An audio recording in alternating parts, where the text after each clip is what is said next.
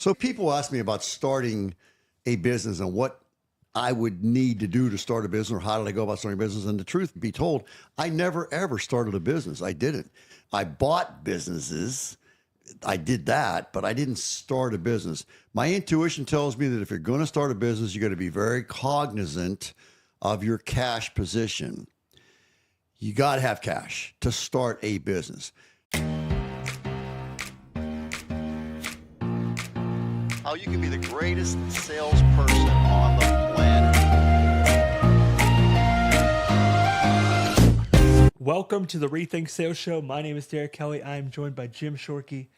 And Yes, you Jim, are. we've talked in previous episodes about the value of profitability, cash is king, those pieces, expansion, growth.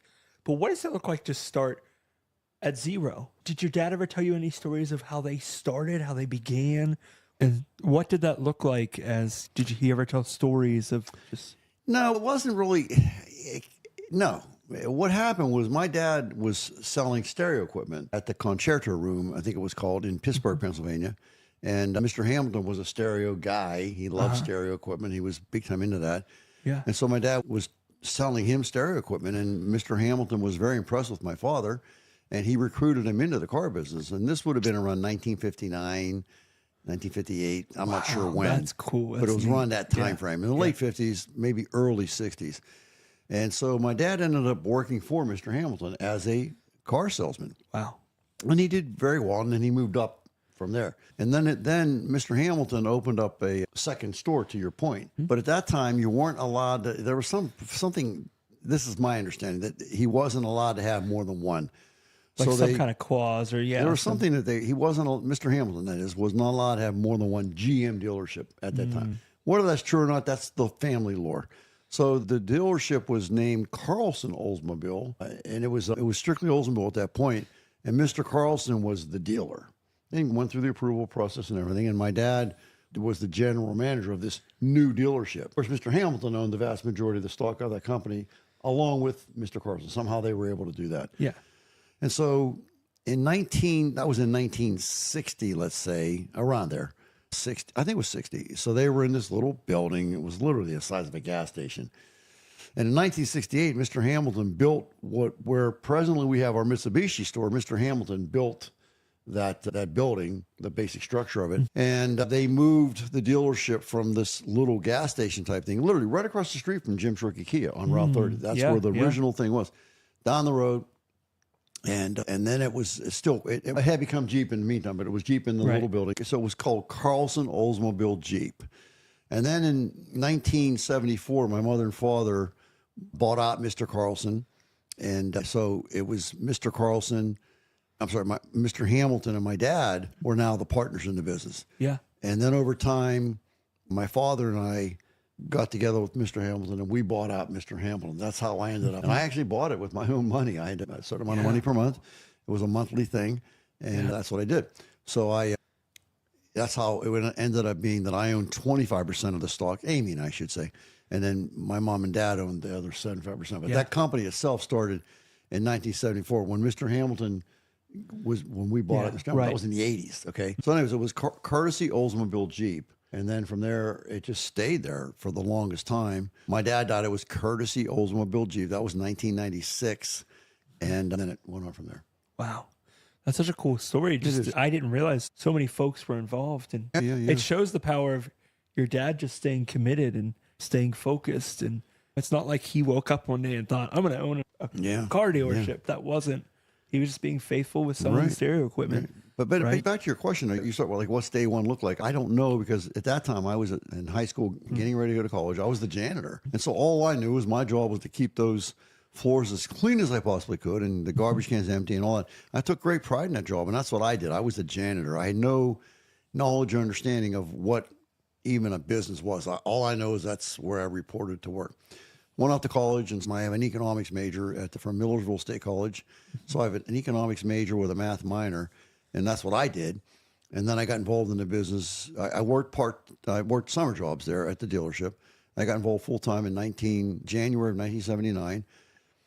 And I learned and learned and learned. But one of the things my dad told me, a really good business principle, is that when you have a corporation, It is actually a legal being, if that makes sense. Yeah. And much the same as a human being. And it's a legal entity. And my dad taught me this. I remember this like it was yesterday. He said, James, it's like a human body, a human being, a human entity. If you respect the business, it will respect you back. If you disrespect the business, it will disrespect you back. And I'll never forget that. And so how do you respect the business? You have to treat it the right way. You have to do the right things. You do have to make a profit. You do have to take care of your customers. You do have to take care of your employees, et cetera, et cetera. You have to respect the business. If you don't respect it, it'll shrivel up and die. That's what will happen. It'll go bankrupt. It'll go AWOL. So I learned that at a very young age. As far as how to start a new business, I don't know that I'm really qualified to answer that question because I never truly started a new business. You know, you could say, yeah, but you opened up that Kia dealership. Yeah, I did. And then the Chrysler. Yeah. But I already had a lot of cash Under your in belt. hand, and I Yeah. had a lot of business experience, and I had the processes in place. So I guess I'd have to conjecture if I was going to start a new business, the first thing that I would determine, is there a need for what it is that I want to sell? Is there a need for the product or the service that I want to sell? And if there's not a need, then it's not going to work. And the higher the need, it's called the law of supply and demand. There's two things. So the demand has to be there. And so if I have the right demand, then I have an opportunity to satisfy that demand. And basically what it says is the higher the demand, the higher the price. The lower the demand, the lower the price. The higher the supply. In other words, yeah, there's a need, but there's 1,000 of these guys and girls out there doing what you want to do. Now you talk about that's competition. It's going to be challenging. But if there's a true high demand, but a low supply of what it is that you need to do, then again, the higher the supply, the lower the price. The lower the supply, the higher the price. It's called the law of supply and demand. It's an economic principle. And so we got to determine that because you have a great idea, but nobody wants it. Okay, it's not going to work. You have a terrible idea, that's not going to work. You have a great idea, it's a wonderful idea, but there's 1,000 people that are doing it. Not going to work. It's really going to be hard. It may work, but it's going to be hard. So the ideal situation would be to have a high demand, low supply situation, and then you go to work. And then from there, on day one, I've got to be process oriented. I've got to have the right processes in place. And that's the hard part for a new entrepreneur is that where do they get these processes at? And that's where, in our parlance of Rethink You 2.0, is expert counsel. So whatever that would look like, I'm going to read every book I can about business. And I did, by the way. I read them all. I read Henry Ford. I read Giuliani. I read the Southwest Air. I can go on Starbucks. I read that book. I read all the books I could read about business and how to run a business. And so I had a good idea, plus my training in college, economics major. I read a lot of books about millionaires. I wanted to understand that. Like, how do you get to be a millionaire? And it's interesting. You know what kind of car? There's a book. I read it. There's a book called The Millionaire Next Door. It's a great book. And they talk about the car that the millionaire drives. You know what the car that the average millionaire drives? You know what it is? It's like a Toyota Camry or something. It's Yeah. Ford Taurus, Toyota Camry, Honda Accord. That's what they Yeah. drive. And typically the guy that's driving a Lamborghini, he's got no money. He's full of crap. I'm not against the Lamborghinis. Believe me, I'm not. I love them. It's a beautiful car. But it's expensive. And typically the millionaire looks at that. Interesting. Here, I got another idea. Jim Rohn said, I'll ask you a question. Jim Rohn said, if you won $1 million, what's the first thing you need to do? Make $1. No, not even close. If you won $1 million, which, by the way, if you were a millionaire, you could never win $1 million because they don't play the lottery. They just don't. Right. Their money's too valuable to them. And I already gave you the hint. If you won $1 million, if somebody gave you $1 million, let's say you inherited it. So that's cool. You inherited $1 million. What's the first thing you need to do? Invest it or have a plan to do something Nope. with it. become a millionaire. Jim, I already am a millionaire. No, you're not. You have $1 million. Doesn't make you a millionaire. The mindset. Become a millionaire. How does a millionaire think? So that's why I studied millionaires, because I wanted to know how they thought, what they said, how they said it, where they showed up, where they didn't show up. What did they do? I wanted to know that. And as I studied and studied, I started to figure out what they did. And guess what? I wasn't doing any of that stuff. So I started doing that stuff. And so you better become a millionaire. And what Jim Rohn said is, if you had $1 million, the first thing you do is you become a millionaire, lest you lose it all. What happens to people that hit the lottery, statistically speaking? You want to Google it, Luke? They They just hit the lottery crash and burn. some crazy amount of time. I think in the 70 percentile range, they go bankrupt. They literally do. You can Google it. Look it up right now while you're listening to this message. Look it up. I think it's close to 70%, maybe higher.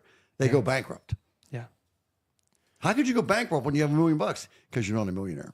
Yeah. And you start, what are you going to do? I'm going to buy a car for a house for my mom. I'm going to buy a Lamborghini. I'm going to go on that dream vacation. That's not what millionaires do. Like you said, they invested, but that's what a millionaire does. But you're not a millionaire yet, in terms of the mentality. Sure. But that is millionaire mentality. And that's why a millionaire will never win the lottery, because they don't play.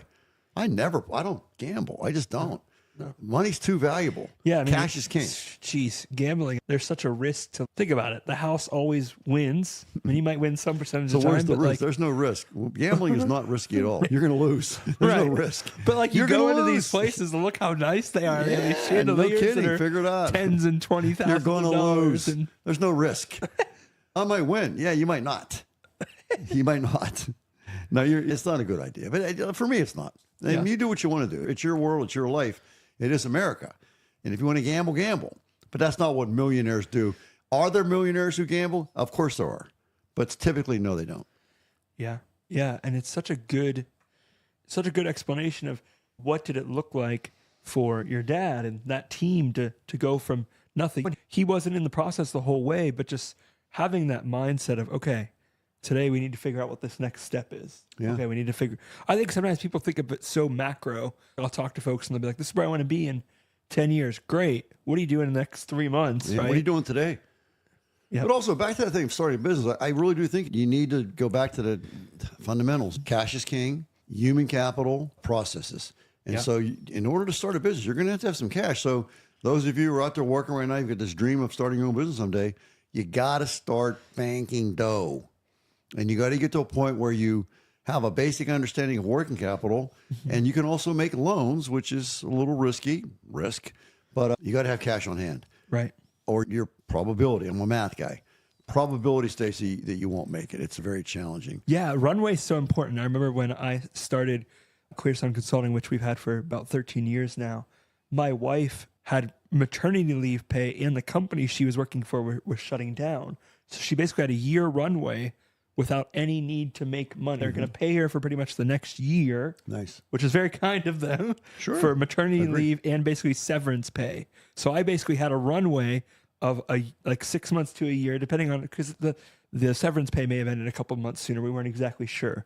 But I had a year to make this thing solvent. And it was like a race against the clock of, okay, this month I made $600. Like that. Yeah, but on top of that, right? so as you're preparing to start this business, you need to get cash in the bank. Perhaps you have equity in your home, so that's a fallback plan. You don't want to take out a home equity loan, but if you got into a jam, you could. And I had all those things. I had properties, I had this or that. No, this is me.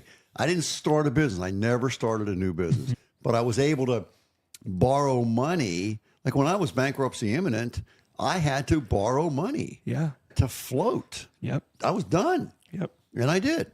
And I got the thing floating. And Been there before. Yep. yeah, I was done. It was over. Yep. And so then I started making money, and I was able to get that working capital loan ultimately paid off. So I didn't have that anymore.